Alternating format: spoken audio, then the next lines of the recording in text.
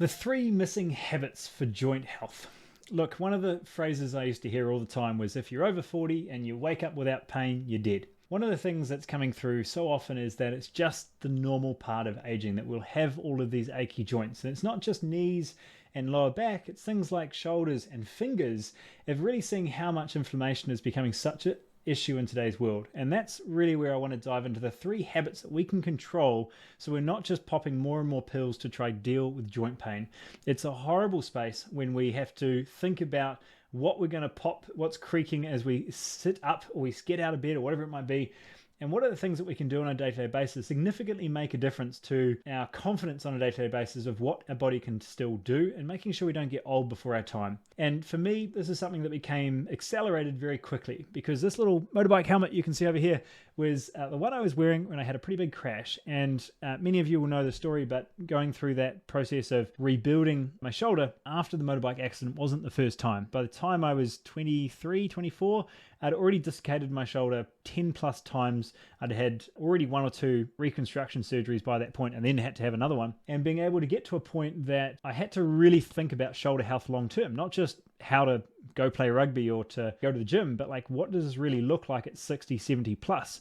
Because the surgeon basically, quite frankly, said, this is not a happy shoulder and you're going to have to really look after it. So knowing that without being smart about my shoulder, I was going to be someone that was going to really struggle to put a shirt on normally by 60. I was going to be someone that really having that range to go above head was something I had to really work on, or I'd lose it pretty quickly. So going through that process, already being in the space of health and movement and being very aware of how muscles worked, really starting to go deeper and understand what this did at the joint level and how I can really give my body the best possible chance of improving joint health, is these 3 habits I want to take you through. And the first one is simply taking your joint through a full range of motion every day. Now, the 2 joints that I'm going to focus on the most here are shoulders and hips. Now, knees and ankles and all sorts come into this as well, but I think these are the 2 positions, both hips and shoulders, that when we're sitting all day, that for the large majority of us will be, being able to access this range, just get our hands up into that position, can be huge.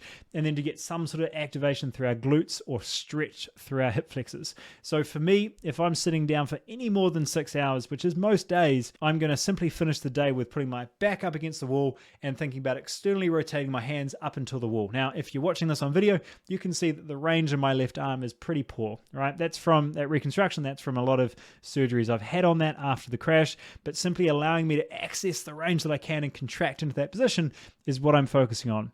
Same with the hips. Obviously, I haven't broken my hips, but certainly in that space of keeping my knees and hips happy, doing some sort of hip thrust motion or some sort of a hip stretch has been something that I try to do as regularly as possible, certainly to remove a lot of that tightness and keep that gait pattern or that motion of my hip as fluid as possible. Now, one key part that I want to really address here. Now, on the hips, I did mention the stretch and the contraction, but certainly for things like shoulders, I'm not simply going up to the wall, this side, and passively stretching into it. All right. Now, if I'm not going straight into weight training, that would be fine, but I want to really make sure that I'm balancing out my stretching with my contracting. So my goal is there to put my back on the wall and to shove back into that position. So I'm contracting the muscles in my back. If you're not balancing out what you're stretching with what you're contracting, you will start to create an imbalance. And what you're doing is you're starting to open up positions that are unstable, and you're going against your body's natural protective mechanism to keep things safe. If you're tight, find what is weak, find what's not working, and build this up. Now, this is part of our training series and something we dive into a lot more, but at a basic level, to look after your joints, get those joints through more of a range more often. Most people don't lift their arm above their head unless they're putting a t-shirt on, and apart from that, they just don't move. So get those joints moving. The second one, and this is something that came up in the comments when we posted this in our Facebook group, is things like fingers. I've got sore joints in my fingers, my knuckles. Now, this is something that becomes less potentially about total strain, unless you're a fencer or a farmer or a builder, and more about chronic inflammation in the body as a whole. And when we look at this being a really common theme in a lot of, certainly women, that start to notice there's a big increase in sensitivities as they go through menopause, but certainly what we're seeing with things like histamines, but we see it just as much on the male side. It's just a little bit more progressive. It's not overnight, all right?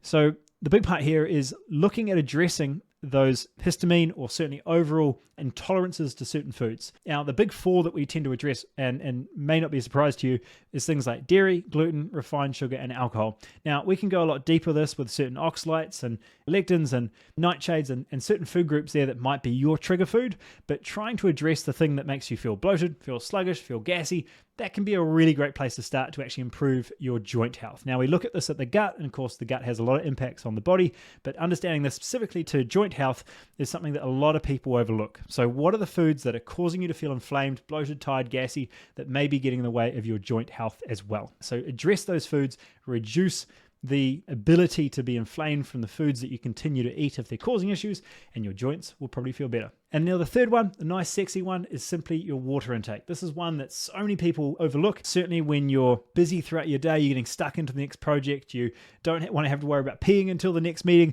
and you just hold off on drinking enough water.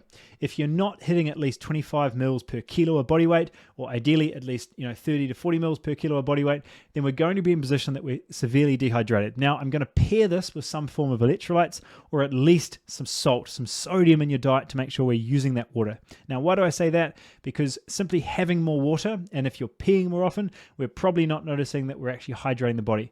The ability to uptake that nutrients through the use of sodium or it being present in the body is going to be a big part of making sure we're actually hydrating the body. All right. So if you are already having enough water, are you having enough salt? And then are we contracting muscles and circulating blood flow? That becomes a really nice combination to look at. But simply that water intake, the first thing that we can control, are we hitting at least 25 to 30 mil of water per kilo of body weight? So for a 100 kilo human, I'm hitting at least 3 liters would be something to start on. Now, if you're active or you're outside or it's hot, then those numbers are going to obviously increase as we start to perspire. But really, when we're looking at joint health, when we're a case of lubricating joints, when we're dehydrated, this becomes a huge part of that. Okay, so 3 key parts we've gone through today. 3 habits, 3 things you can control for your joint health is 1, get those joints through more range more often. 2, reduce those inflammatory food groups that keep coming through that you know are not so great for you, but you do it anyway. If you're noticing those joints really becoming an issue, it purely becomes a cost to benefit ratio. Do you want to strip it out and make you feel better, or do you want to keep ignoring it and still have sore joints? And the third one, don't forget the water. Have that bottle close by, get it in, and it make a big difference to your joints. I hope that was helpful. I'll keep this one short and sharp, but joint health has been a real trend lately. We're seeing this come through a ton, and it's usually a much deeper systemic issue with chronic inflammation in the body and a lack of looking after yourself. So I hope this helped. Hope it helps with an initial nudge. And if you haven't gone through that initial 5-day reset, looking at how to move your body with things like our activations, you haven't gone through what tweaks, nutrition changes you can make, some new protein options for breakfast, then comment 5-day reset below. If it's anything to do with joint health, improving sleep, improving energy, this is the perfect place to start. So comment 5-day reset below, and we'll send you through the male or the female, which one you need there to go through that process and put a platform in place. Have a good one, guys. We'll see you on the next one. Bye.